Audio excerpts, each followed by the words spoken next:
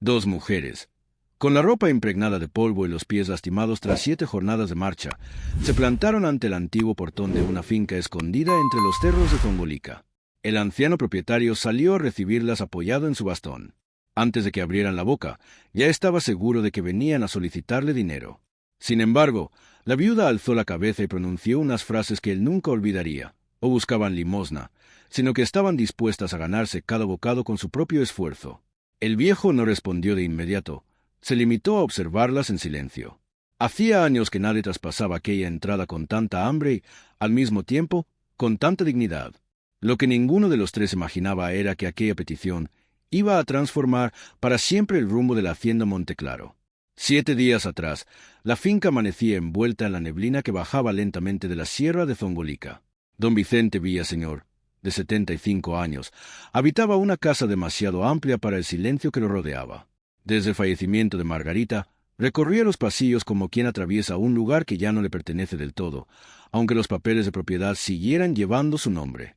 Los jornaleros que antes animaban los patios en tiempos de cosecha se habían ido uno tras otro. Unos a Orizaba, otros a Córdoba, algunos incluso cruzaron la frontera. Los cafetales, que en otro tiempo fueron el orgullo de toda la sierra, empezaban a ser devorados por la maleza y por un dolor más profundo que cualquier plaga.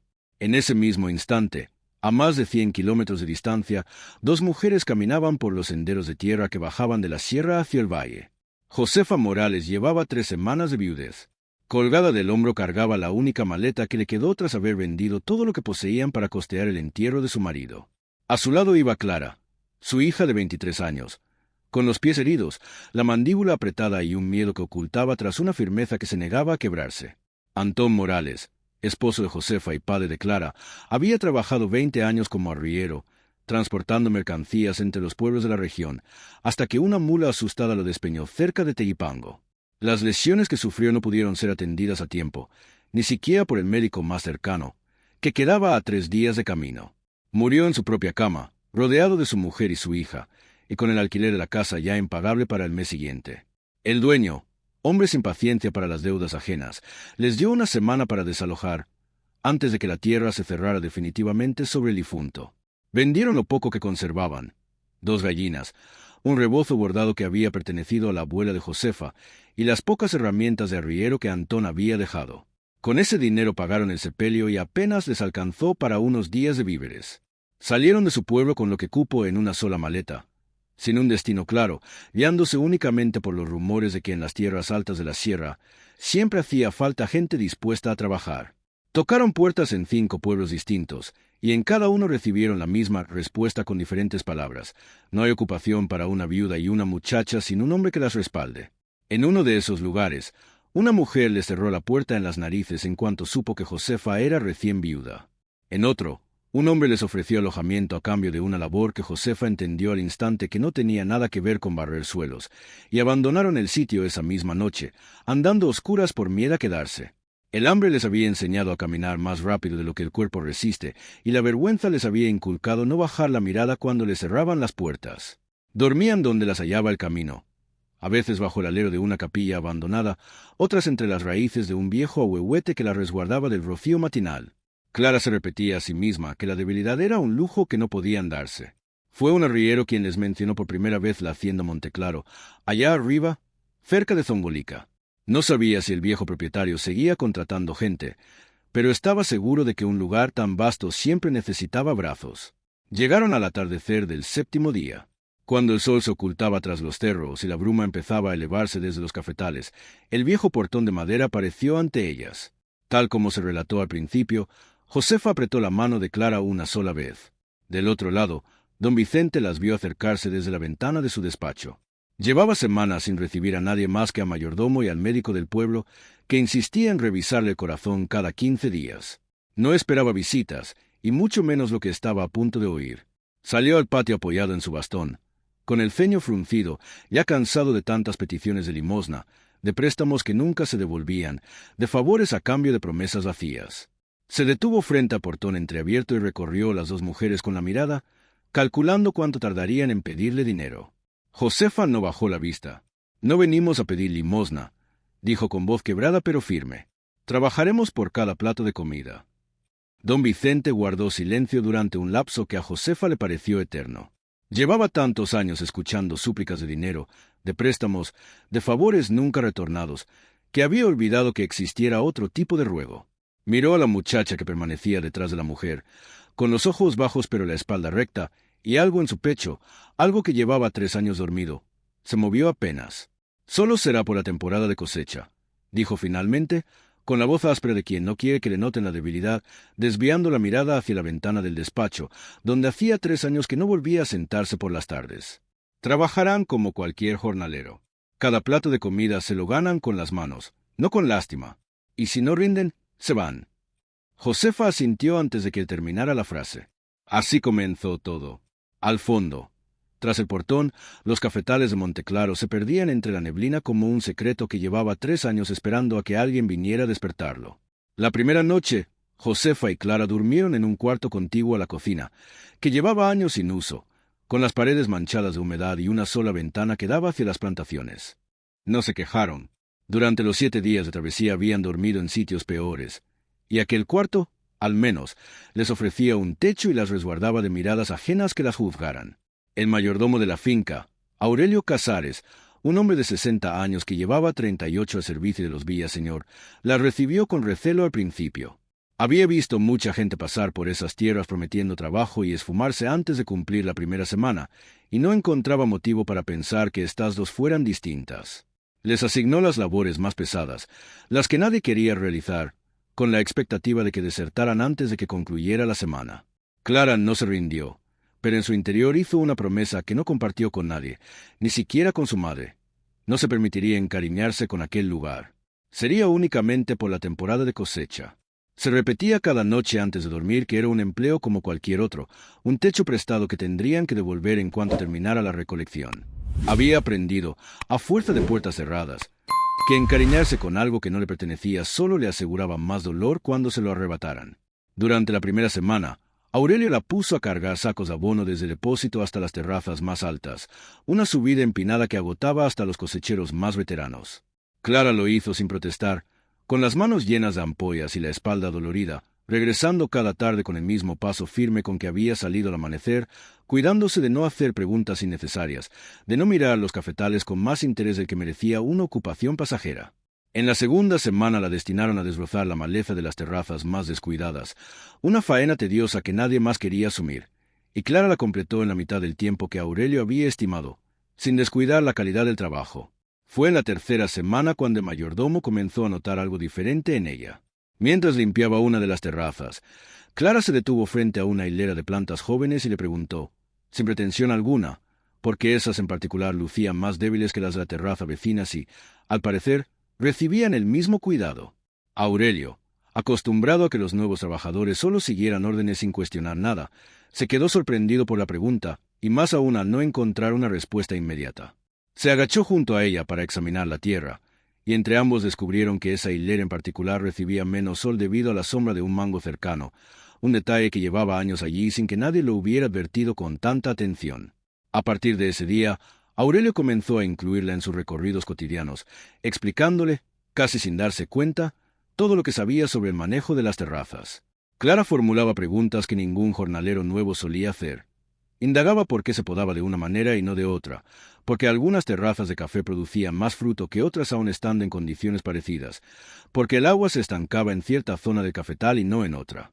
Aurelio, que había pasado su vida entera entre esas plantas sin que nadie le pidiera explicaciones más allá de obedecer, se sorprendió al descubrir que le gustaba responder, que llevaba años acumulando un saber que nadie antes se había interesado en escuchar con tal atención.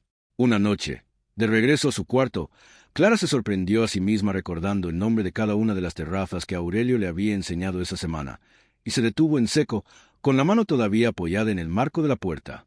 Era justamente lo que se había prometido no hacer. Nadie memoriza con tanto esmero el nombre de algo que piensa dejar en pocas semanas. Josefa, por su parte, se instaló en la cocina sin que nadie se lo pidiera. Halló las ollas cubiertas de polvo, la despensa a medio surtir y una tristeza arraigada en cada rincón de la casa principal, una melancolía tan antigua como las propias paredes. Empezó por lo más sencillo. Barrió, sacudió, reavivó el fogón que llevaba semanas apagado. Cuando don Vicente bajó a cenar esa noche, el aroma a café recién tostado y a tortillas hechas a mano invadía la casa por primera vez en mucho tiempo. Él no dijo nada, pero se sirvió 2 platos cuando llevaba meses sin terminarse ni uno solo. En los días siguientes, Josefa fue recorriendo la casa habitación por habitación, con el respeto de quien sabe que entra en un terreno ajeno pero que necesita atención urgente. Encontró el cuarto de costura de Margarita, cerrado desde su muerte, con un vestido a medio terminar todavía sobre el maniquí, cubierto por una fina capa de polvo que Josefa limpió con una delicadeza casi reverente, sin atreverse a tocar la prenda en sí. Halló también en el comedor un mantel bordado a mano que llevaba 3 años sin lavar y con manchas. En lugar de guardarlo, dedicó una noche entera a restaurarlo con paciencia de artesana, devolviéndole el color a los hilos que el tiempo había opacado. Don Vicente la observaba desde lejos, sin acercarse, notando cómo cada rincón de la casa iba recuperando algo de la vida que había tenido cuando Margarita aún la habitaba, sin que Josefa intentara jamás reemplazar nada, solo restituir a cada objeto el cuidado que merecía. Una tarde la encontró tarareando en la cocina una canción que no reconoció, y por primera vez en meses sintió que el silencio de la casa dejaba de dolerle tanto. Con el paso de las semanas empezaron a compartir pequeñas conversaciones al final del día, mientras Josefa servía la cena y don Vicente, en lugar de comer solo como había hecho durante 3 años, la invitaba a sentarse un momento antes de que ella regresara a su cuarto. Hablaban de cosas sencillas, del clima, de cómo había cambiado el pueblo con los años, de recetas que a Margarita le gustaban y que Josefa, sin saberlo del todo, había empezado a preparar de manera parecida. Con el transcurso de los meses, don Vicente le contó pequeñas anécdotas de su juventud, de cuando conoció a Margarita en una feria de Córdoba, de los primeros años difíciles de la hacienda, antes de que los cafetales dieran su primera cosecha completa. Josefa escuchaba con auténtico interés, sin la premura de quien sola guarda su turno para hablar, y esa compañía tan callada, desprovista de toda afectación, fue tejiendo entre ambos una confianza que ninguno se atrevía a mencionar, pero que ambos sentían crecer con cada jornada que transcurría. Los primeros días de la temporada pasaron así, en un silencio laborioso que poco a poco se fue llenando de pequeños gestos. Don Vicente observaba desde la distancia, sin acercarse demasiado, como quien mira algo que teme romper con solo tocarlo. Pero una tarde, cuando ya llevaban 2 semanas en la finca, se encaminó hacia su despacho con una llave de bronce en la mano que no había utilizado desde el sepelio de Margarita. Dentro, sobre el escritorio, seguía allí el cuaderno de tapas de cuero. Lo abrió por primera vez en 3 años. Allí estaba la caligrafía de su esposa, firme y menuda, registrando cada detalle de la hacienda, como si las plantas fueran hijos que debían ser cuidados uno por uno. Fechas de siembra, nombres de trabajadores, incluso pequeñas notas personales entre las cifras. Hoy llovió después de tanta sequía. Vicente sonrió por primera vez en semanas. Se quedó sentado hasta que el sol se puso, con el cuaderno abierto entre las manos, sintiendo que Margarita le hablaba desde esas páginas de un modo que ni el silencio de la casa ni las visitas del médico habían logrado. Fue Clara quien lo encontró así, cuando fue a avisarle que la cena estaba lista, y lo halló sentado en la penumbra del despacho, con los ojos húmedos y el cuaderno abierto sobre las rodillas. No dijo nada al principio. Se quedó en el umbral, sin saber si debía retirarse o permanecer. Don Vicente levantó la vista y, por primera vez desde que ella había llegado, la miró de verdad. «Esto era de mi esposa», dijo con la voz ronca. «Aquí está todo lo que ella sabía de esta tierra. Cada terraza, cada árbol, cada año bueno y cada año malo desde que nos casamos». Clara se acercó despacio, sin atreverse a tocar el cuaderno, pero mirándolo con la misma fascinación con que había contemplado los cafetales desde el primer día. «Se ve que lo cuidaba mucho», dijo simplemente. «Más de lo que yo la cuidé a ella», respondió don Vicente y cerró el cuaderno con cuidado, como quien cierra una herida.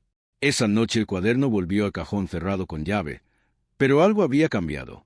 Al día siguiente, don Vicente salió a caminar entre los cafetales por primera vez en meses, apoyado en su bastón, siguiendo de lejos los pasos de Clara, que trabajaba entre las plantas con una dedicación que le recordaba, sin que él supiera bien por qué, a alguien que ya no estaba.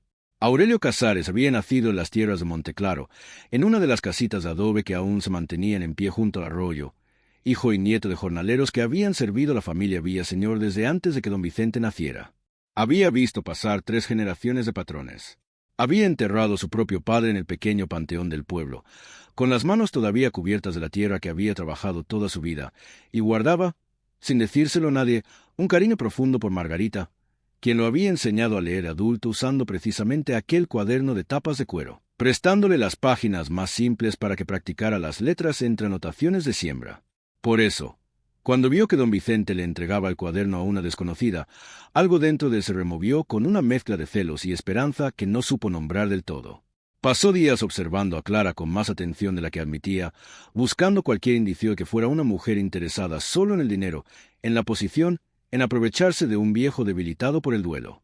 No encontró nada de eso.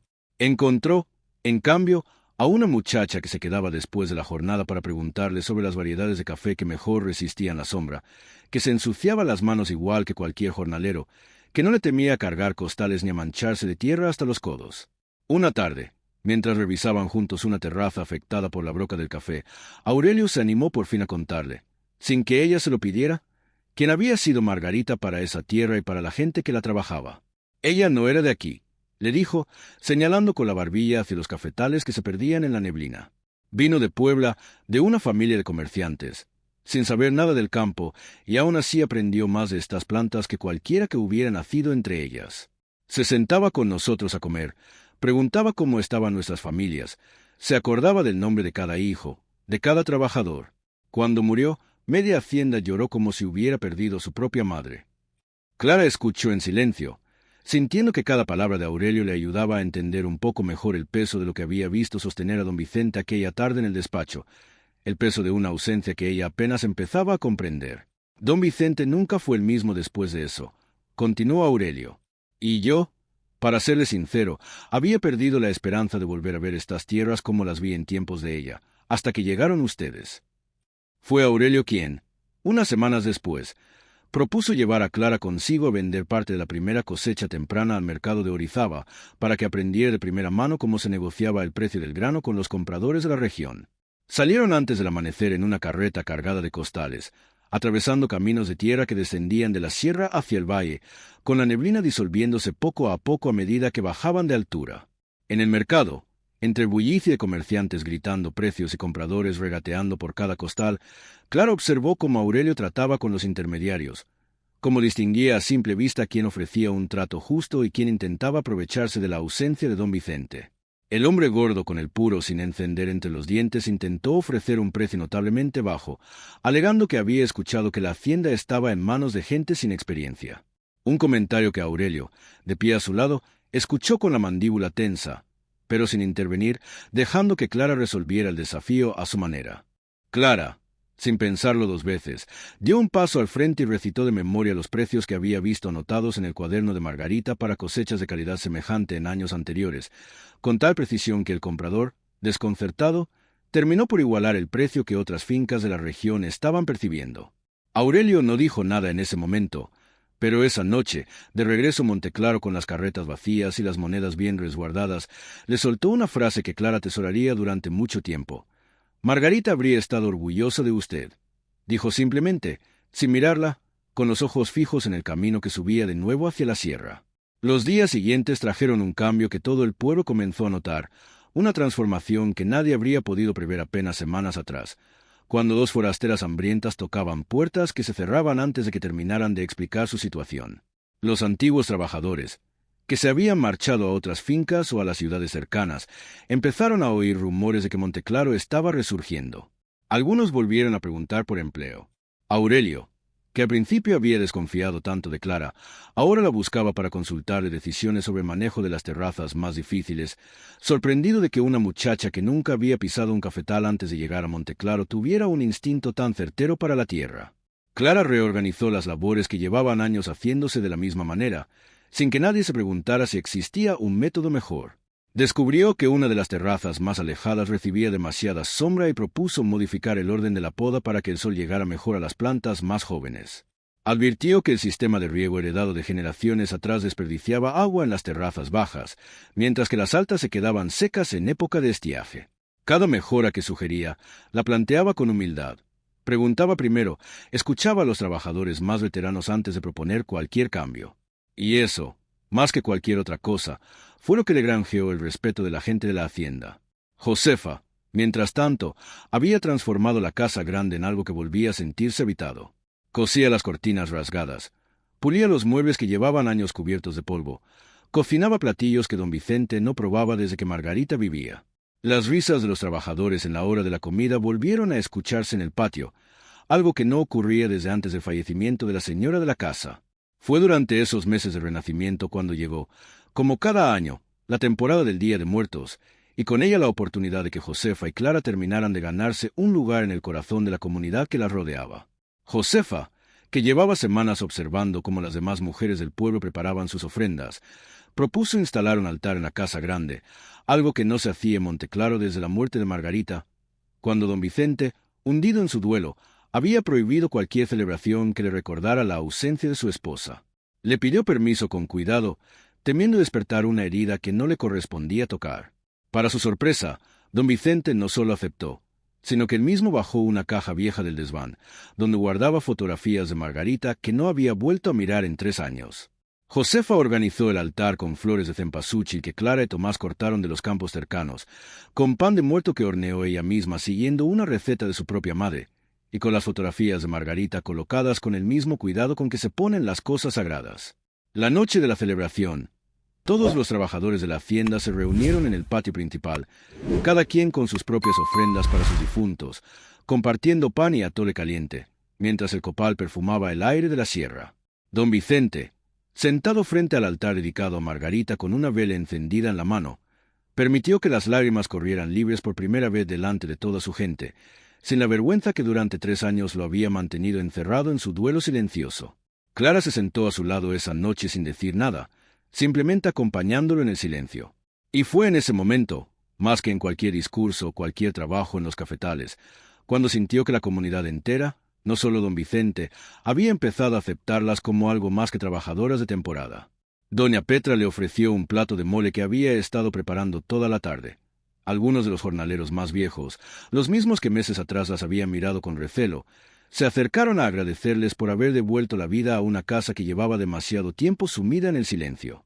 Fue precisamente en ese ambiente de renacimiento lento, apenas unas semanas después de aquella noche de ofrendas, donde apareció por primera vez con claridad la sombra de Ramiro Villaseñor. Ramiro era hijo del hermano menor de don Vicente, un hombre llamado Bernabé, que según contaban los más viejos del pueblo, había sido en su juventud tan trabajador como su hermano mayor, pero que una mala racha de heladas, seguidas de una deuda mal calculada con un prestamista de Córdoba, lo había hundido en una pobreza de la que nunca logró salir.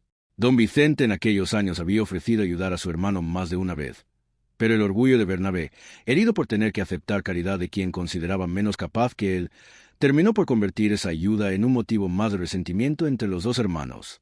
Ramiro había crecido en esa casa empobrecida, escuchando cada noche las quejas de su padre sobre cómo Vicente se había quedado con las mejores tierras, con el nombre de la familia, con el respeto de todo el pueblo, mientras ellos se hundían cada vez más en deudas que no eran del todo justas. Recordaba con precisión dolorosa las navidades en que su madre remendaba la misma ropa año tras año, mientras, según le contaban, en Monteclaro se servían banquetes para toda la servidumbre. Recordaba también la única vez que su padre lo llevó a la hacienda, cuando Ramiro tenía apenas 10 años, y como Margarita, con toda la bondad que la caracterizaba, le había regalado una bolsa de dulces que guardó durante meses sin atreverse a comer, no porque no le gustaran, sino porque, de alguna manera retorcida, sentía que comérselo sería aceptar la limosna que su padre tanto despreciaba. Cuando Bernabé murió, le dejó a Ramiro apenas un pedazo de rancho hipotecado que jamás lograría saldar por completo y una amargura que había heredado como quien hereda una enfermedad. La certeza de que algún día Monteclaro sería suyo se había convertido en lo único que le daba sentido a su vida. No era, en el fondo, una maldad simple. Era el peso acumulado de una infancia de comparaciones, de un padre humillado, de la sensación constante de que la justicia de la sangre algún día tendría que corregir lo que la vida había repartido de manera desigual entre dos hermanos. Durante años, Ramiro había visitado a su tío con la regularidad justa para no ser olvidado, calculando que su paciencia sería recompensada el día que la vejez o la enfermedad obligaran a don Vicente a soltar las riendas de la hacienda. La llegada de Josefa y Clara rompió esos cálculos de la manera más inesperada. La primera vez que Ramiro llegó a Monteclaro después de la aparición de las dos mujeres, encontró algo que no esperaba. A su tío caminando entre los cafetales con paso más firme que en años, la casa grande oliendo a comida recién hecha, los trabajadores hablando con entusiasmo de la próxima cosecha. Encontró sobre todo a una muchacha desconocida a quien Aurelio consultaba decisiones que antes solo el propio Vicente tomaba. ¿Quiénes son esas dos?, preguntó a su tío esa misma tarde con un tono que intentaba sonar casual y no lo lograba. Trabajadoras de temporada, respondió don Vicente sin dar más explicaciones. Pero Ramiro había visto suficiente para que la sospecha empezara a crecer dentro de él como una raíz venenosa. Regresó al pueblo esa noche con una historia distinta a la que había visto. Entró a la cantina de don Facundo, el único lugar del pueblo donde los hombres se reunían después del trabajo para jugar dominó y hablar de lo que fuera menester para llenar las horas de la noche. Pidió un mezcal que no pensaba terminar. Se sentó en la mesa donde solían juntarse el juez de paz, dos comerciantes de la plaza y un antiguo mayordomo de otra hacienda cercana, y esperó el momento justo para dejar caer la primera piedra.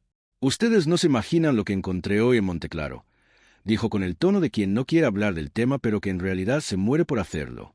«Mi tío, que en paz descanse su juicio, dejó entrar a dos mujeres desconocidas a la casa. Nadie sabe de dónde vienen, nadie sabe qué buscan. Y el pobre viejo, desde que murió mi tía Margarita, ya no distingue bien las cosas». El juez de paz, un hombre curioso por naturaleza, preguntó qué clase de mujeres eran. Ramiro se encogió de hombros con estudiada indiferencia.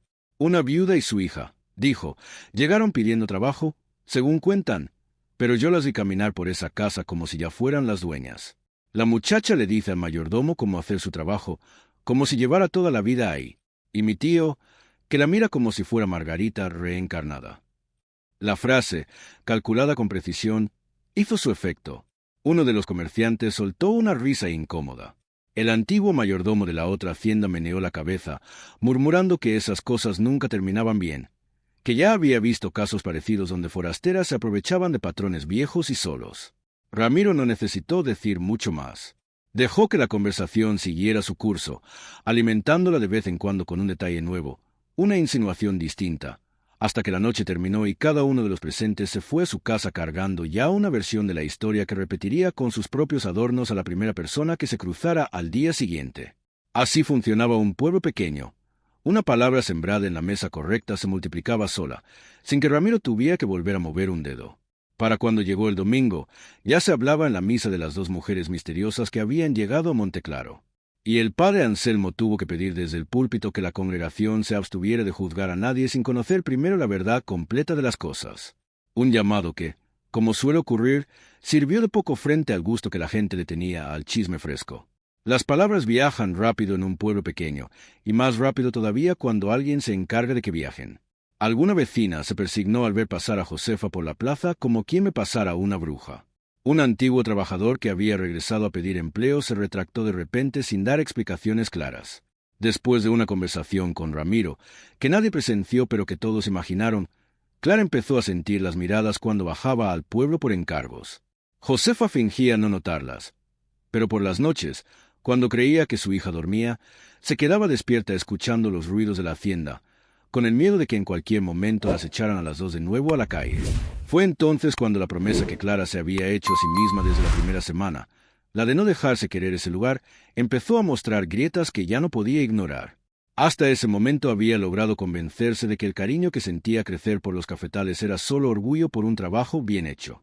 Pero al ver cómo su presencia despertaba sospechas, cómo su cercanía con don Vicente generaba comentarios, cómo cada mejora que proponían los cafetales parecía, a los ojos de algunos, una prueba más de que estaba maniobrando para quedarse con algo que no le pertenecía, empezó a preguntarse si no sería mejor irse antes de que la situación empeorara, antes de que fuera demasiado tarde para arrancarse esa tierra del pecho sin dejarse la mitad del corazón enterrada en ella.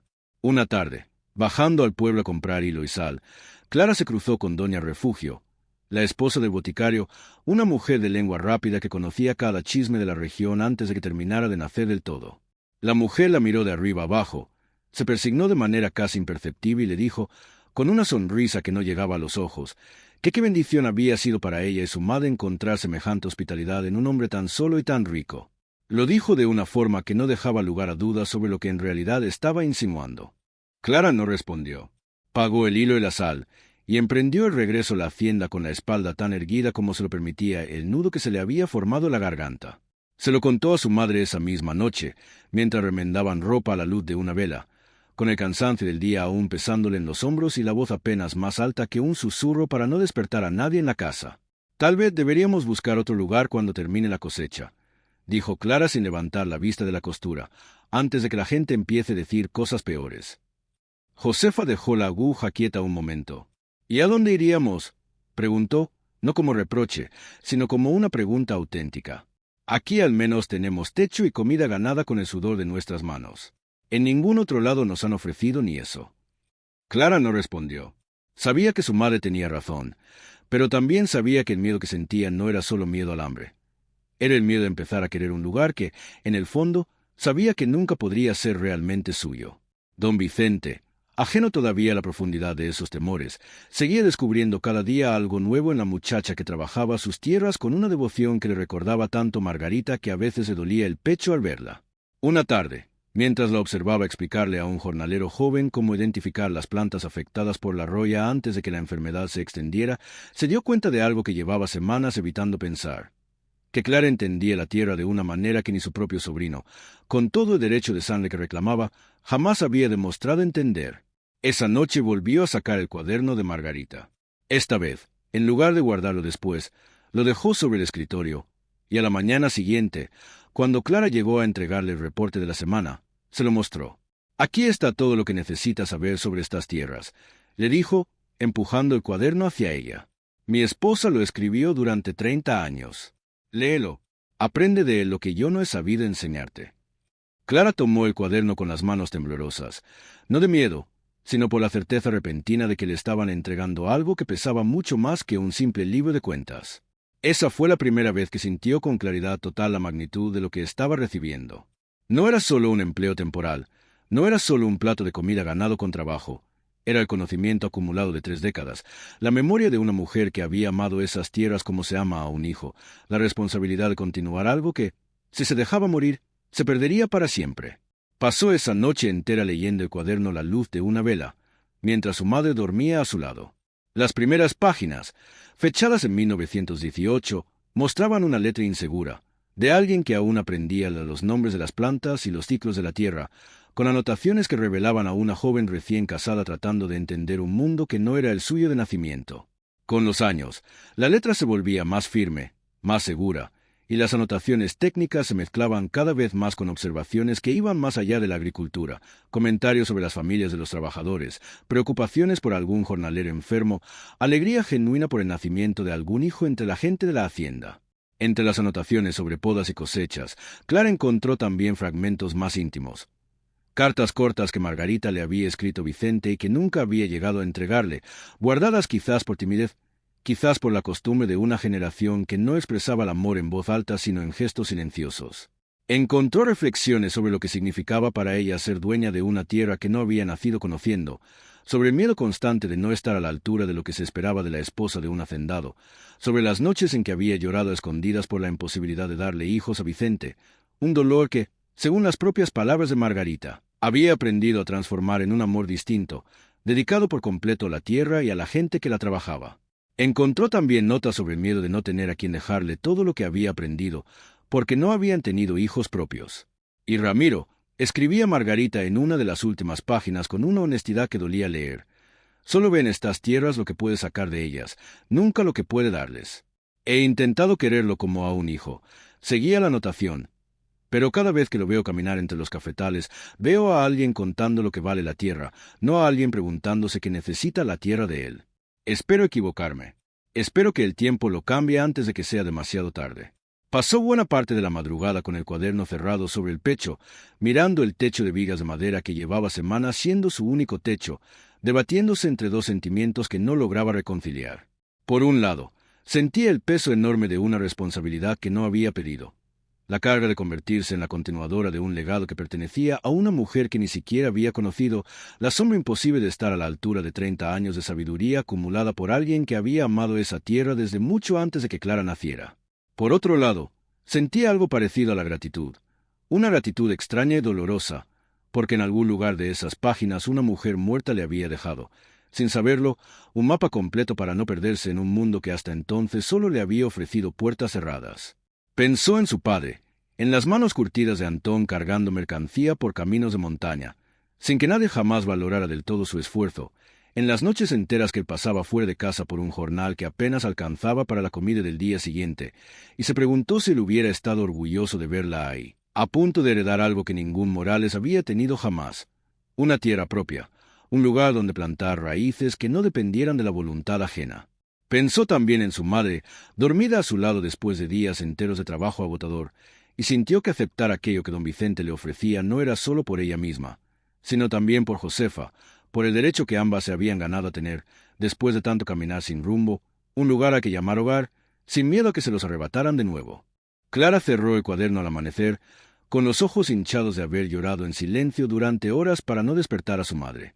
Por primera vez comprendió que aceptar lo que don Vicente le estaba ofreciendo, aunque todavía no lo dijera con todas las letras, significaba también cargar con una herida que no era suya, una ausencia que no le pertenecía y una responsabilidad que la ataría a esa tierra de un modo que ya no podría deshacer con facilidad. Cuando el sol salió, guardó el cuaderno con el mismo esmero con que don Vicente lo había guardado durante 3 años, y salió a los cafetales con una determinación distinta a la que había tenido el día anterior. La cosecha de ese año llegó con más fuerza de la que nadie esperaba.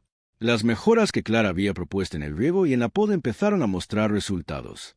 Los granos de café salían más grandes, más uniformes, y las terrazas que llevaban años produciendo poco volvieron a llenarse de fruto rojo listo para cortar.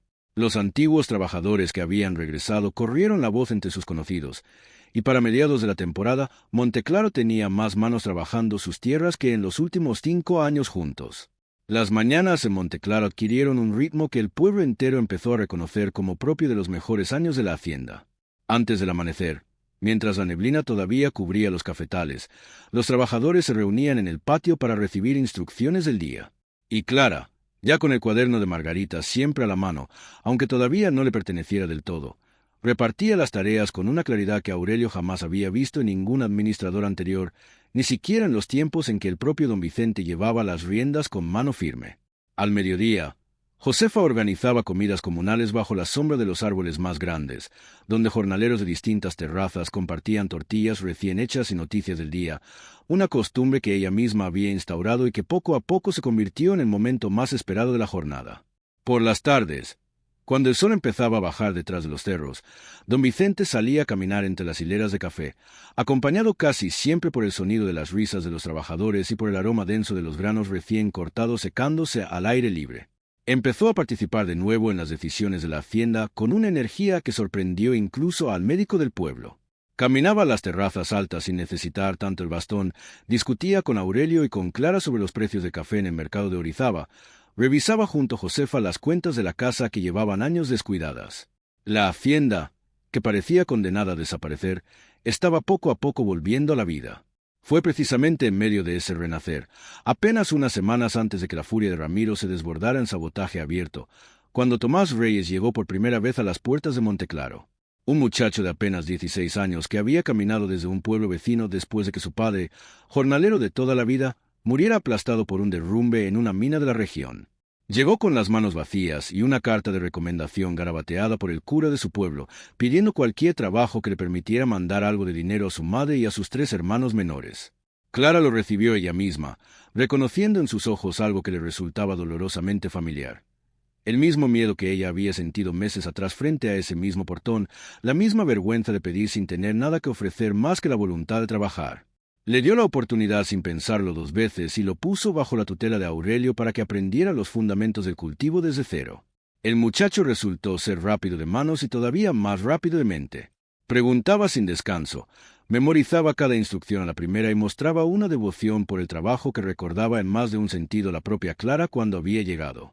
Con el paso de las semanas, Clara empezó a dedicarle tiempo enseñándole personalmente técnicas de injerto y de selección de semilla que había aprendido de las páginas del cuaderno de Margarita, sin explicarle del todo de dónde venía ese conocimiento, simplemente transmitiéndoselo como quien pasa una antorcha sin detenerse a explicar de dónde vino la llama original. Fue precisamente ese renacer lo que encendió la furia de Ramiro hasta un punto que ya no pudo contener con simples rumores. Bajó a Monteclaro sin avisar un mediodía en pleno corte de café y encontró a Clara dando indicaciones a un grupo de jornaleros sobre cómo clasificar el grano según su madurez, con una autoridad que ningún trabajador temporal debería tener. Encontró a su tío sentado bajo la sombra de un árbol de mango, revisando junto a Aurelio los números de la semana, con una satisfacción que Ramiro no le había visto desde antes de la muerte de Margarita. Algo se rompió dentro de él en ese momento. Ya no eran rumores lo que necesitaba sembrar, necesitaba actuar. Esa noche buscó a los hermanos Aguilar, dos jornaleros jóvenes que le debían dinero desde hacía tiempo por un préstamo que él mismo les había hecho con intereses altos, aprovechando una mala racha que habían tenido el año anterior. Los encontró bebiendo en la misma cantina donde había sembrado los primeros rumores y se sentó con ellos con la familiaridad de quien ya sabe exactamente qué palabras usar. Ya deben saber que en Monteclaro las cosas no andan bien, les dijo, bajando la voz como quien comparte un secreto. Mi tío está perdiendo la cabeza. Esas mujeres lo tienen manipulado. Y cuando yo tome control de la hacienda, que va a ser pronto, no pienso pagarle ni un centavo a quien haya seguido trabajando para ellas. Ustedes me deben dinero.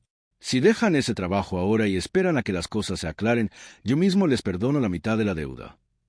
El mayor de los hermanos, más cauto, preguntó si no sería mejor esperar a ver cómo terminaba la temporada antes de arriesgarse a perder el jornal entero.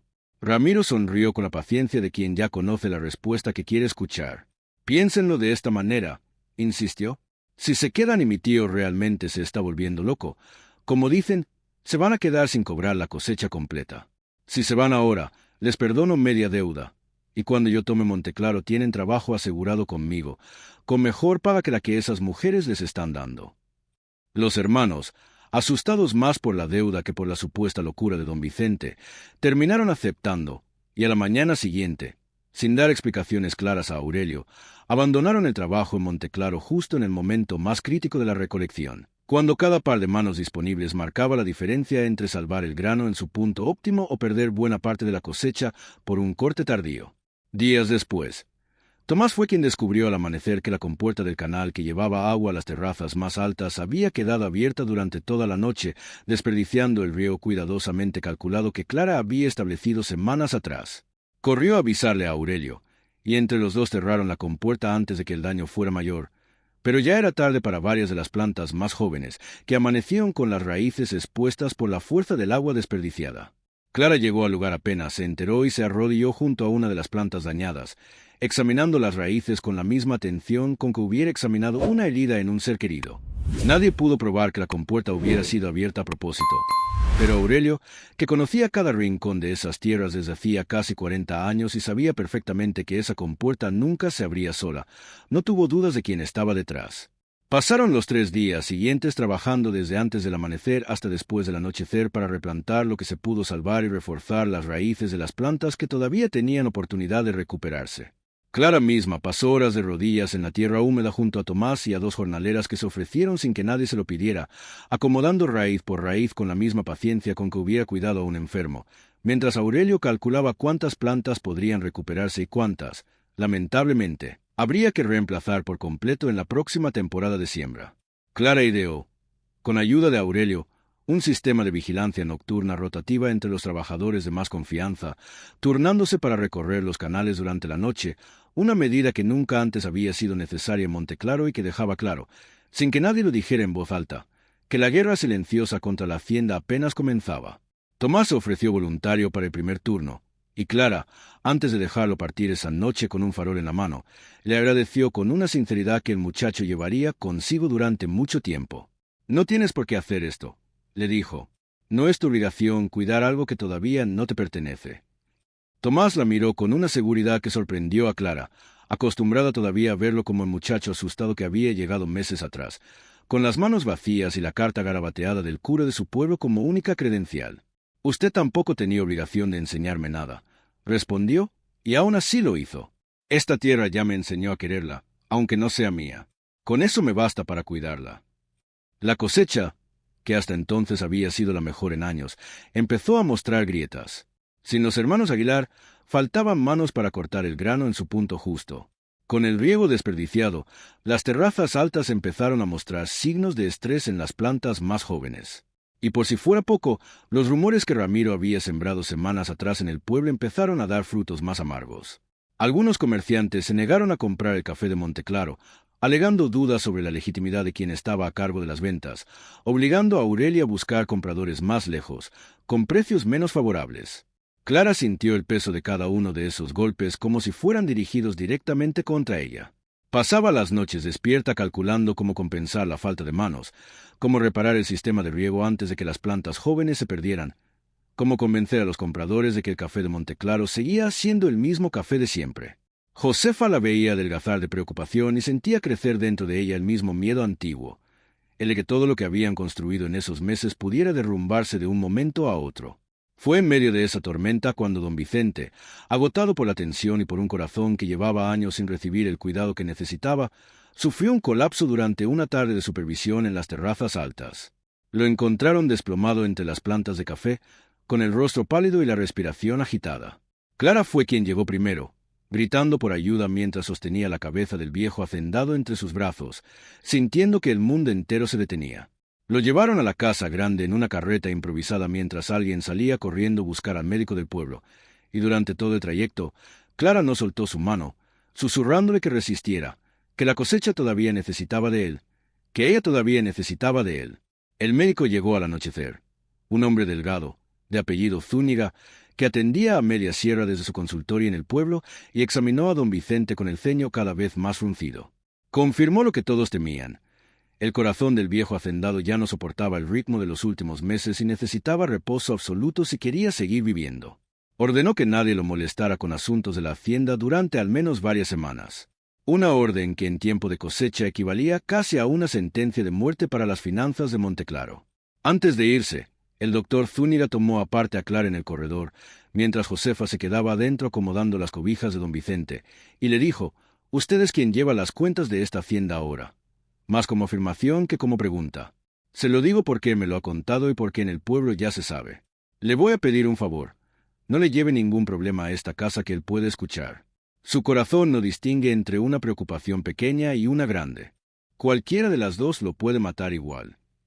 Clara sintió, sintiendo que el peso de esa advertencia se sumaba a todo lo demás que ya cargaba.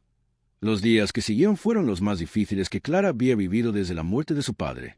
Durante el día, supervisaba el corte de café con Aurelio, calculaba cómo compensar la falta de los 2 jornaleros que Ramiro había convencido de marcharse y negociaba con nuevos trabajadores que llegaban atraídos por el buen trato, que ya empezaba a tener fama en la región.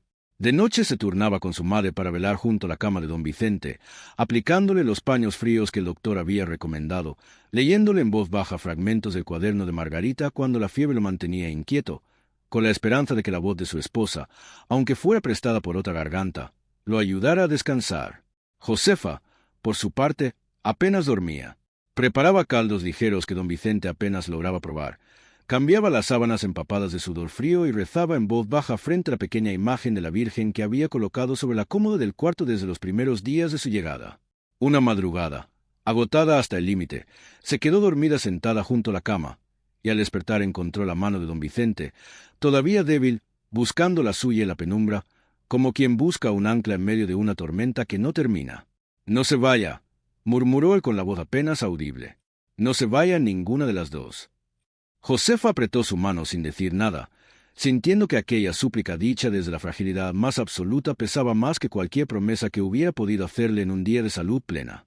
Una noche, en medio del delirio de la fiebre, don Vicente murmuró el nombre de Margarita varias veces seguidas, y después, con los ojos todavía cerrados, dijo unas palabras que Clara jamás olvidaría.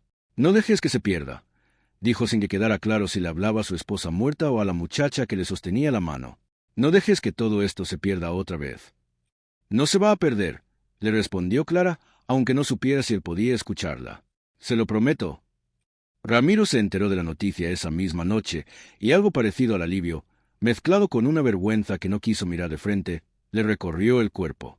Durante años había esperado un momento como ese, la debilidad de su tío abriendo por fin el camino hacia lo que consideraba suyo por derecho de sangre. Bajó a Monteclaro al día siguiente con el paso decidido de quien ya se cree dueño, dispuesto a tomar el control de las decisiones mientras su tío se recuperaba o no se recuperaba, daba igual. Encontró a Josefa organizando turnos de cuidado junto a la cama de don Vicente y a Clara en el despacho, revisando con Aurelio las cuentas de la semana con los ojos hinchados por la falta de sueño, pero con la misma determinación de siempre. «Esto se acabó», dijo Ramiro al entrar sin tocar, con la voz llena de una autoridad que nadie le había dado. «Mi tío está enfermo y yo soy su único familiar vivo. A partir de hoy, las decisiones las tomo yo». Clara se levantó despacio, con el cuaderno de Margarita todavía abierto sobre el escritorio. Su tío no le ha dado esa autoridad, respondió con una calma que la sorprendió a ella misma. Y mientras él no lo diga con sus propias palabras, aquí nadie va a cambiar nada. Ramiro se acercó al escritorio con la mirada fija en el cuaderno. ¿Y quién eres tú para decidir eso? Una jornalera cualquiera que llegó pidiendo limosna hace unos meses. Esto es sangre de mi familia. Tú no tienes ningún derecho aquí. La palabra limosna cayó sobre Clara como una bofetada, pero no bajó la mirada. Nunca hemos pedido limosna, dijo. Cada plato de comida que hemos comido en esta casa lo hemos ganado con nuestro trabajo. Y estas tierras, aunque usted no lo quiera ver, están más vivas ahora que en los últimos 5 años. Están vivas porque yo lo permito, mintió Ramiro, aunque ni él mismo creyera del todo sus propias palabras. Y en cuanto mi tío esté demasiado débil para decidir, ustedes dos van a tener que irse de aquí, con o sin cuaderno de recuerdos. Se marchó dando un portazo, dejando en el despacho un silencio pesado que Aurelio rompió finalmente con una frase que llevaba semanas queriendo decir. No se preocupe, señorita Clara. Don Vicente no es de los que dejan que otros decidan por él, ni enfermo. Pero esa noche, mientras velaba junto a la cama de don Vicente, Clara no pudo evitar preguntarse si Ramiro tenía razón. Si en el fondo, más allá de todo lo que había aprendido, más allá del cariño genuino que había llegado a sentir por esas tierras y por el viejo hacendado que le había abierto las puertas de su casa y de su confianza, ella seguía siendo, a los ojos del mundo, una intrusa, sin derecho a reclamar nada. Fue en esas horas de duda, con el cuaderno de Margarita abierto sobre sus piernas mientras escuchaba la respiración pausada de don Vicente, cuando encontró en una de las últimas páginas escritas por la difunta señora de la casa unas líneas que no había leído antes, escondidas al final de una anotación sobre la cosecha de 1943. Espero algún día que alguien llegue a estas tierras no buscando lo que puede sacar de ellas, sino lo que puede darles. Espero que Vicente tenga la sabiduría de reconocer a esa persona cuando llegue, aunque no lleve nuestra sangre, porque la sangre no cultiva la tierra, la cultiva el amor con el que se trabaja. Clara cerró el cuaderno despacio, con las manos temblando, y por primera vez desde que había llegado a Monteclaro sintió que su lugar allí no era un accidente ni una limosna disfrazada de trabajo. Era, de alguna manera que todavía no sabía nombrar del todo, algo parecido a un destino que Margarita había escrito con años de anticipación, sin saber siquiera que Clara existía. Don Vicente despertó al amanecer, débil pero consciente, y encontró a Clara dormida en la silla junto a su cama, con el cuaderno de Margarita todavía entre las manos. La observó un largo rato antes de despertarla, sintiendo que algo dentro de él, algo que llevaba meses gestándose sin que se atreviera a nombrarlo, se había vuelto por fin una certeza.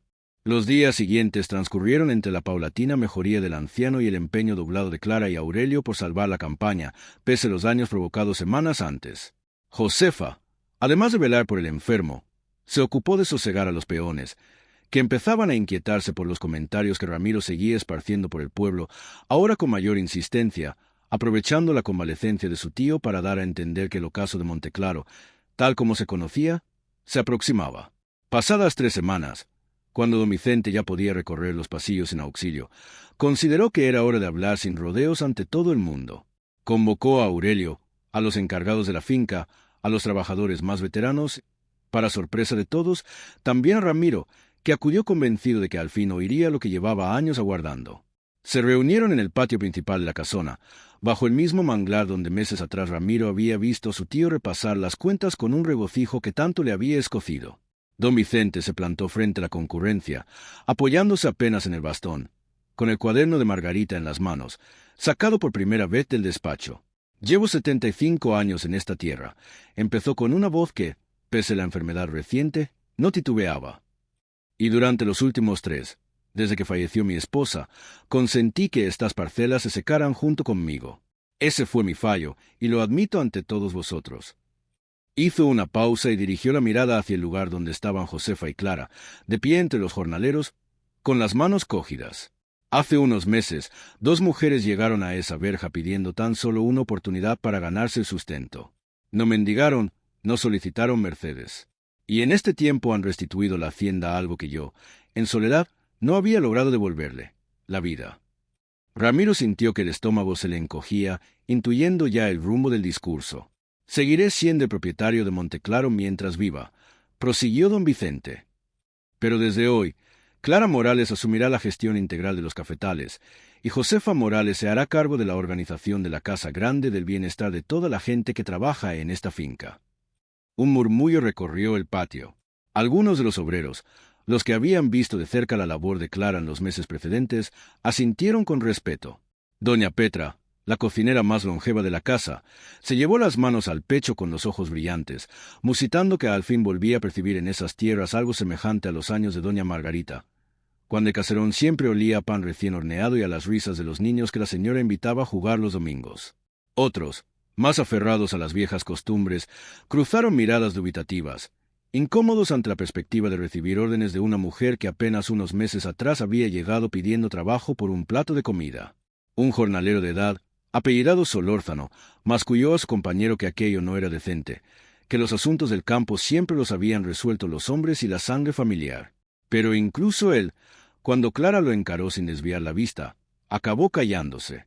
Aurelio, erguido junto a don Vicente, hizo un único ademán de aprobación, con la solemnidad de quien refrenda algo que ya sabía desde hacía tiempo, desde aquella primera tarde en que vio a Clara arrodillarse ante una hilera de brotes jóvenes para preguntar por qué lucían más mustios que los demás. Josefa, con los ojos anegados de lágrimas que no procuró ocultar, apretó la mano de su hija con tal fuerza que Clara sintió que ese gesto le infundía la firmeza que necesitaba para sostener las miradas de todos. Fue Ramiro quien quebró el silencio, con una ira que ya no disimuló. «Esto es una locura», exclamó, dando un paso al frente. «Estás entregando el patrimonio de nuestra estirpe a dos mujeres en abolengo, sin tierra, sin ningún respaldo. Yo soy tu sangre. A mí me corresponde por ley».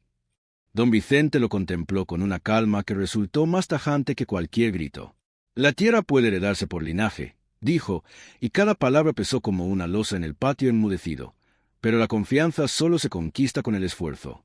Y tú, Ramiro, en todos estos años jamás viniste a labrar esta tierra. Solo viniste a aguardar mi muerte». Las frases cayeron sobre Ramiro como un fallo irrevocable. Buscó complicidad entre los presentes, pero solo halló rostros que esquivaban el suyo. Unos con compasión, otros con el reproche mudo de quienes recordaban muy bien los chismes que él mismo había sembrado en el pueblo. Antes de retirarse, Ramiro se detuvo ante Josefa, que había permanecido callada junto a Clara durante todo el discurso. «¿Y usted?», dijo con un desprecio que no ocultó, «¿qué le susurró a mi tío para convencerlo? ¿Le ofreció algo más que comida caliente?». Josefa no bajó los ojos, igual que no los había bajado el día que pisó el umbral de la finca. «Le devolvimos una casa que ya no sabía cómo ser hogar», respondió con una serenidad que sorprendió incluso a Clara. «Eso fue todo cuanto le dimos. El resto lo decidió él por sí solo, con la cabeza tan clara como la de cualquier hombre de su edad». Ramiro apretó la mandíbula, buscando una réplica que no le llegó a tiempo, y finalmente se giró hacia la puerta, mascullando entre dientes algo que nadie pudo descifrar, aunque más de uno imaginó que era una amenaza. «Se arrepentirá de esto», dijo en voz alta por última vez antes de abandonar el patio, con pasos que pretendían ser altivos pero no lograban serlo del todo. Esa misma tarde, en el despacho, frente a Aurelio y Josefa, don Vicente hizo llamar a Clara y le entregó de forma definitiva el cuaderno de Margarita, ya no en préstamo, sino como herencia. «Esto fue la mujer a quien amé con mayor intensidad en la vida», dijo don Vicente, depositando el cuaderno en las manos de Clara con un ademán pausado, casi solemne. Ella habría deseado que este legado cayera en manos de alguien que quisiera la tierra con la misma pasión que ella. «Ahora te pertenece. Consérvalo con el mismo esmero que ella lo habría hecho». El despacho quedó sumido en un prolongado silencio. Desde afuera llegaba el rumor distante de los peones que finalizaban sus faenas del día, y por la ventana entraba la luz dorada del atardecer, la misma que durante 30 años había acompañado a Margarita mientras escribía en aquellas mismas hojas. Josefa, junto a la puerta, se cubrió la boca con una mano para contener el sollozo, y Aurelio, con los ojos también empañados, inclinó la cabeza en un gesto mudo de veneración hacia la mujer que durante décadas le había enseñado a leer entre esas líneas. Clara apretó el cuaderno contra su pecho, sintiendo el peso de 3 décadas de memoria, de cariño y saber atesorado, y también la carga de lo que implicaba aceptarlo. La obligación de proseguir algo que la superaba, el compromiso de honrar una historia que no era la suya, pero que a partir de ahora también le pertenecía. En ese instante percibió que las páginas que Margarita había llenado con tanto esmero dejaban de ser solo pasado y empezaban a guardar las palabras que ella misma tendría que añadir en los años venideros. «No voy a defraudarlo», dijo con voz apenas firme. «Lo sé», replicó don Vicente. Pero el peso de esa tarde no llegó sin su precio. Cuando Josefa y Clara se quedaron a solas esa noche en el cuarto, que ya no era aquel espacio húmedo y frío de los primeros días, sino un lugar que Josefa había convertido en algo semejante a un hogar, Clara se permitió por fin desahogarse sin reservas. No es solo alegría, confesó a su madre entre lágrimas. Es miedo. Ahora toda esta gente depende de mí. Si algo sale mal, la culpa recaerá sobre mí.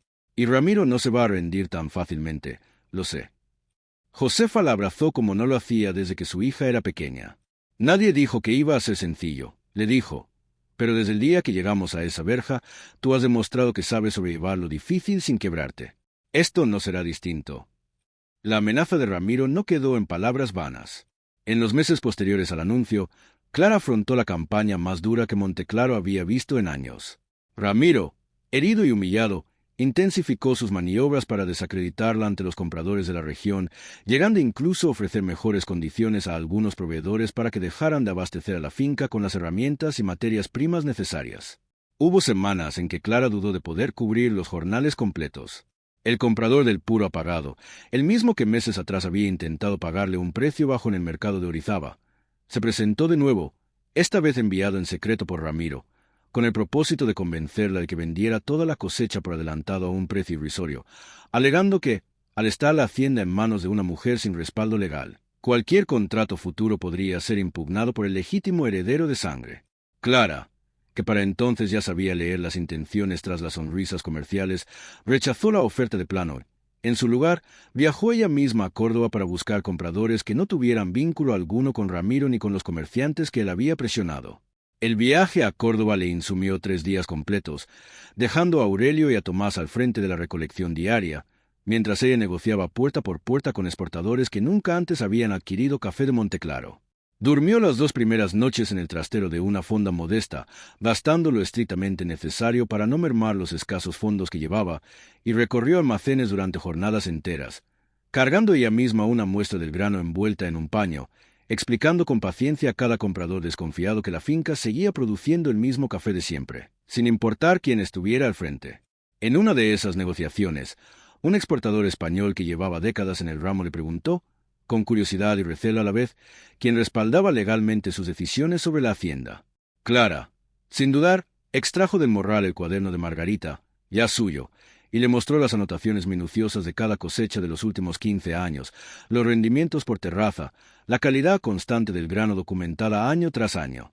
El hombre hojeó las páginas en silencio durante varios minutos, deteniéndose de vez en cuando en alguna nota particular, y al terminar la miró con un respeto muy distinto a que había mostrado al principio. Pocas veces he visto un registro tan meticuloso, dijo. Esto vale más que cualquier carta de recomendación que pudiera traerme. Impresionado por la seriedad del archivo, el exportador terminó firmando un contrato que aseguraba a Monteclaro el mejor precio que había recibido en una década, y hasta le ofreció, antes de despedirse, la posibilidad de negociar directamente con él en cada cosecha futura, sin intermediarios. Clara regresó a Monteclaro al 4.º día, rendida por el viaje, pero con el contrato firmado guardado con el mismo cuidado que el propio cuaderno, y con la certeza renovada de que cada obstáculo que Ramiro pusiera en su camino solo terminaba por fortalecer, de un modo u otro, la reputación de la hacienda que tanto se empeñaba en arruinar. Otras semanas trajeron sabotajes menores pero igualmente perjudiciales. Costales de café que aparecían rasgados durante la noche, una de las mulas de carga que amaneció cojeando sin explicación aparente, rumores renovados que llegaban hasta los oídos de los trabajadores más jóvenes, insinuando que la hacienda no tendría con qué pagarles al final de la temporada. Algunos jornaleros, presionados por esas habladurías, amenazaron con abandonar el trabajo a mediados de semana. Clara los convocó una tarde a todos bajo el manglar, con el cuaderno de Margarita abierto sobre una mesa improvisada. Les expuso las cifras auténticas de la finca, sin ocultar nada, demostrando con números exactos que cada salario se abonaría puntualmente. La transparencia, más que cualquier arenga, fue lo que terminó por aquietar los ánimos. Aunque Solórzano, el jornalero de más edad que meses atrás había musitado en el patio principal que las decisiones del campo siempre se tomaban entre varones de sangre, se retiró de la reunión sin proferir palabra, todavía sin terminar de convencerse. Pero cada vez que la carga le resultaba excesiva, Clara recordaba las frases de Margarita en el cuaderno, recordaba la fe de don Vicente al entregárselo con sus propias manos, y hallaba el brío para continuar. Aurelio se consolidó como su aliado más firme durante aquellos meses, instruyéndola con paciencia en todo lo que sus casi 40 años de oficio le habían enseñado sobre la tierra, y aprendiendo a su vez de las novedades que Clara seguía proponiendo. Entre los dos, con la guía silenciosa del cuaderno de Margarita siempre presente, lograron sacar adelante una cosecha que, contra todos los vaticinios de Ramiro, terminó siendo la mejor que Monteclaro había tenido en más de una década. Solórzano no fue de los últimos en deponer su desconfianza, pero terminó haciéndolo de la manera más rotunda. Una tarde, en plena recolección, su hijo menor sufrió una caída desde una de las terrazas altas y se lesionó gravemente una pierna. Fue Clara quien organizó de inmediato el traslado del muchacho hasta el pueblo, quien sufragó de su propio bolsillo la consulta con el doctor Zúñiga y quien durante las semanas de convalecencia se aseguró de que Solórzano no perdiera ni un solo jornal por haber tenido que atender a su hijo. El hombre, avergonzado de sus propias dudas iniciales, se presentó ante ella una mañana con el sombrero en las manos, ofreciéndole una disculpa que Clara aceptó sin necesidad de hacerlo sentir peor de lo que ya se sentía. De ahí en adelante, Solórzano se convirtió en uno de sus defensores más fervientes cada vez que algún comerciante del pueblo insinuaba dudas sobre la gestión de la hacienda. Casos como ese, pequeños y constantes, fueron los que poco a poco terminaron de afianzar la confianza de la comunidad, no a través de discursos ni de explicaciones, sino a través de decisiones concretas que demostraban temporada tras temporada que la palabra de Clara valía tanto como cualquier apellido de sangre.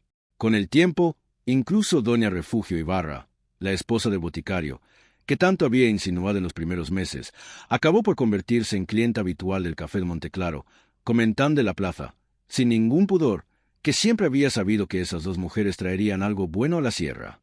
Tomás, mientras tanto, seguía creciendo bajo la tutela constante de Clara, convirtiéndose, sin que nadie lo planeara del todo, en el aprendiz más aplicado de la hacienda, el primero de una nueva generación de trabajadores de Monteclaro que llevaría consigo, aunque fuera en fragmentos, la sabiduría que Margarita había dejado escrita. Don Vicente, por su parte, se recuperaba lentamente, pero ya no volvió a recorrer los cafetales con la misma frecuencia de antes. Su corazón, aunque más tranquilo, ya no le permitía las largas caminatas de temporadas anteriores. Pasaba las tardes sentado bajo el mango, observando desde la distancia la labor de Clara, sintiendo una paz que no había conocido desde que Margarita vivía. Ramiro, en cambio, vio cómo sus intentos de sabotaje se convertían uno tras otro en fracasos que solo lograban fortalecer la posición de Clara ante la mirada de la comunidad. Los comerciantes que había intentado sobornar terminaron reconociendo la calidad superior del café que producía Monteclaro bajo la nueva dirección, y algunos de los trabajadores que había convencido de abandonar la finca regresaron, avergonzados, a pedir que se les permitiera volver. Con cada revés, Ramiro fue distanciándose cada vez más de Monteclaro, hasta que sus visitas se volvieron esporádicas y luego casi inexistentes. El precio de su obstinación fue alto.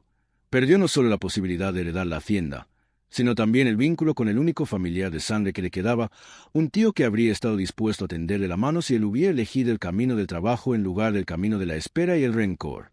Pasaron los años, y la hacienda Monteclaro recuperó, bajo la administración de Clara y con el corazón de Josefa cuidando cada rincón de la casa, el prestigio que había tenido en sus mejores épocas.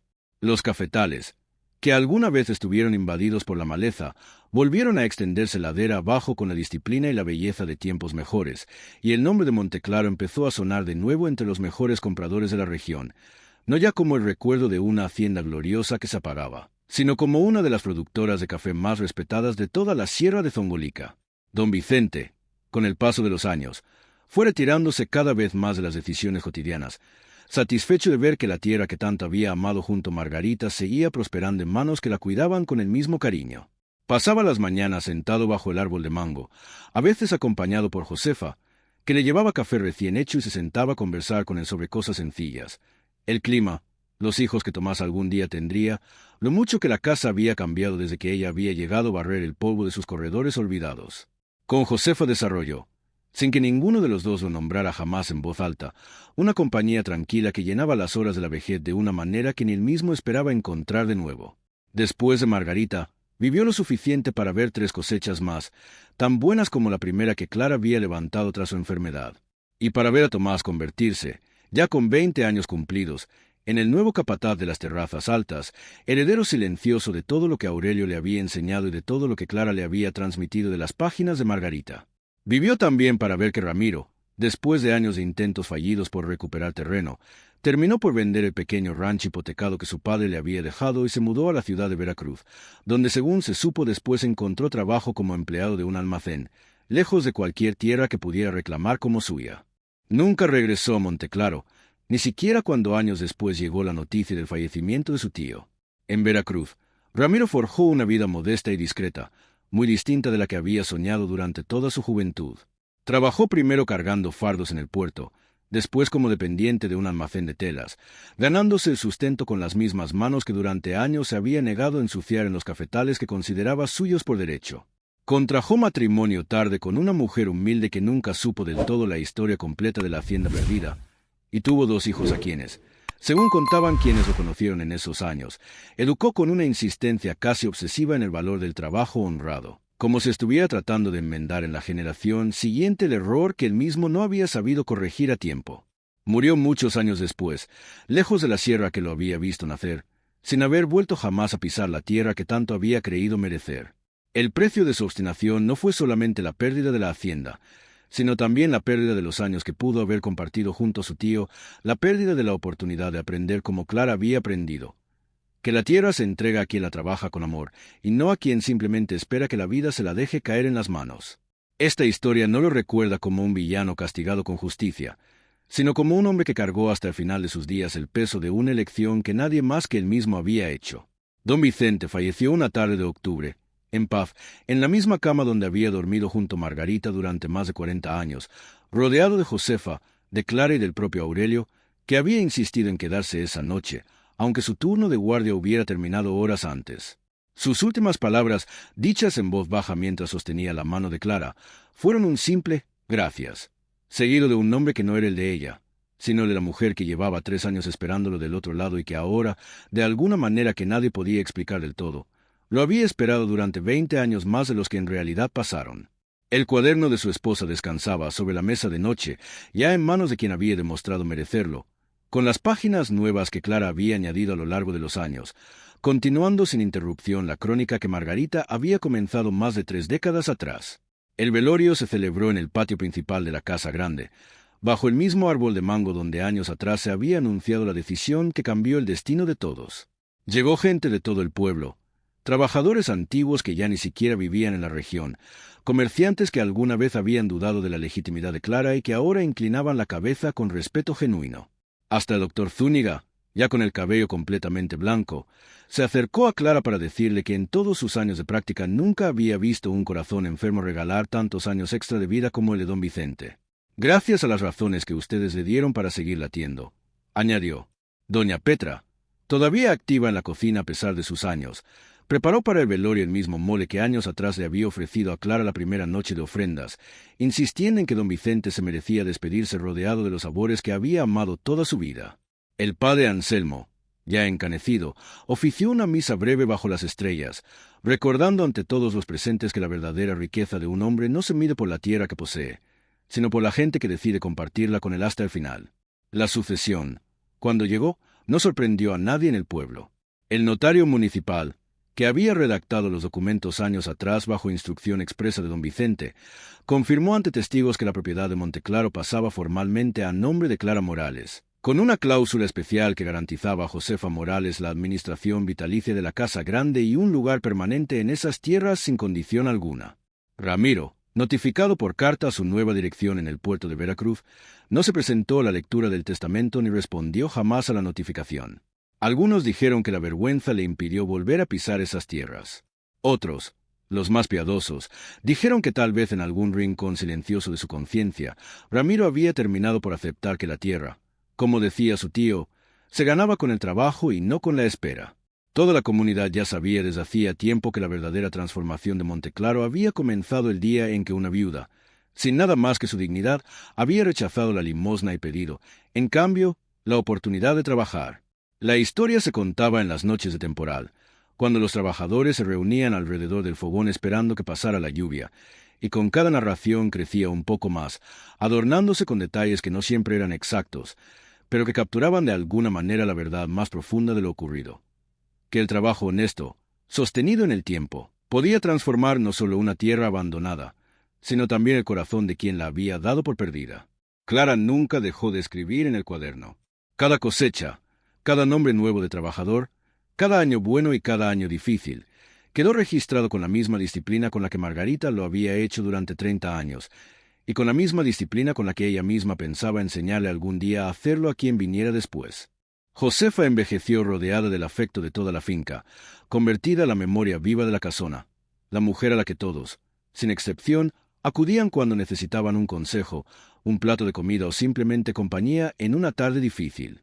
Aurelio, ya con el cuerpo rendido por casi 5 décadas de labor en esas mismas terrazas, se retiró finalmente a una casita cerca del arroyo, donde había nacido, la misma que habían habitado su padre y su abuelo antes que él.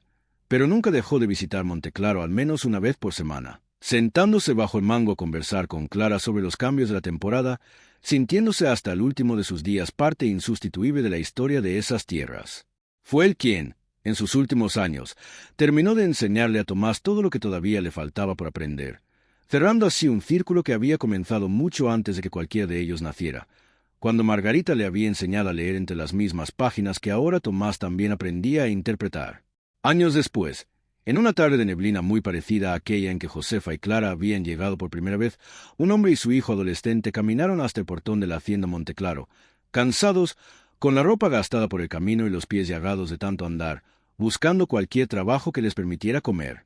El hombre, un antiguo jornalero de una hacienda vecina que había quebrado tras 2 años de sequía, sostenía la mano de su hijo con la misma firmeza con la que Josefa años atrás había sostenido la de Clara frente a ese mismo portón. Se detuvieron frente a la madera tallada, ya renovada, pero conservando el mismo diseño de más de 60 años atrás, sin atreverse del todo a tocar, tal como Josefa y Clara tampoco se habían atrevido a tocarla la primera vez que se pararon frente a ese mismo portón, cargando apenas una maleta y un miedo que ninguna palabra habría podido describir del todo. Desde el patio, Tomás, ahora convertido en capataz de las terrazas altas y con canas prematuras que hablaban de años enteros bajo el sol de la sierra, los vio llegar y fue a avisar a la casa grande. Clara salió a recibirlos, ya con el cabello marcado por algunas canas y las manos curtidas por años de trabajo entre los cafetales, con el mismo cuaderno de tapas de cuero, ya más gastado, apoyado bajo el brazo, sus páginas nuevas escritas con la misma letra firme que Margarita había legado sin saberlo a una desconocida. El hombre, con la voz quebrada por el cansancio y la vergüenza, empezó a explicar su situación, disculpándose de antemano por presentarse sin nada que ofrecer más que sus manos y las de su hijo. Antes de que terminara de explicar, Clara sonrió con la calidez de quien reconoce en el rostro ajeno un reflejo exacto de su propia historia, y levantó una mano para interrumpirlo con suavidad. «Aquí nadie recibe limosna», dijo con las mismas palabras que años atrás le habían cambiado la vida a ella, las mismas palabras que su madre había pronunciado frente a un viejo hacendado desconfiado en una tarde de neblina que ya pertenecía a otra vida. «Aquí todos tienen la oportunidad de ganarse el pan con su trabajo». El hombre bajó la cabeza con los ojos húmedos de un alivio que no esperaba encontrar tan pronto. Y su hijo, todavía sin entender del todo lo que acababa de ocurrir, miró a Clara con la misma mezcla de desconfianza y esperanza que ella misma había sentido frente a don Vicente tantos años atrás. Josefa, que había salido también al escuchar las voces en el portón, ya con el cabello completamente blanco, pero la misma calidez de siempre en la mirada, se acercó al muchacho y le ofreció la mano con una sonrisa que no necesitaba palabras. «Ven», le dijo, «hay tortillas recién hechas en la cocina, y después de comer algo, tu papá y tú pueden descansar antes de empezar mañana». El hombre y su hijo cruzaron el portón detrás de ella con la misma mezcla de miedo y esperanza que Clara recordaba haber sentido en su propio cuerpo tantos años atrás. Detrás de todos ellos, los cafetales de Monteclaro se extendían ladera abajo, verdes y llenos de fruto, envueltos en la misma neblina eterna de la sierra, testigos silenciosos de que algunas herencias no se escriben solo con sangre, sino también con el sudor y la fe de quienes se atreven a merecerlas, y de que a veces la tierra que más se ama no es la que se hereda por nacimiento, sino la que se elige defender temporada tras temporada, hasta que su nombre y el propio se vuelven sin remedio uno. Solo, si esta historia le tocó algo por dentro, no se vaya sin dejar su like, sin suscribirse a Cuentos del Viejo Campo y sin activar la campanita para acompañarnos en cada nuevo relato. Y ahora le pregunto directamente a usted que nos escucha desde donde sea que se encuentre. ¿Qué es lo más valioso que alguien de una generación anterior le dejó a usted y logró usted transmitirlo a alguien más? Cuéntenoslo en los comentarios. Y como siempre, no se vaya sin decirnos desde qué lugar del mundo nos escucha hoy.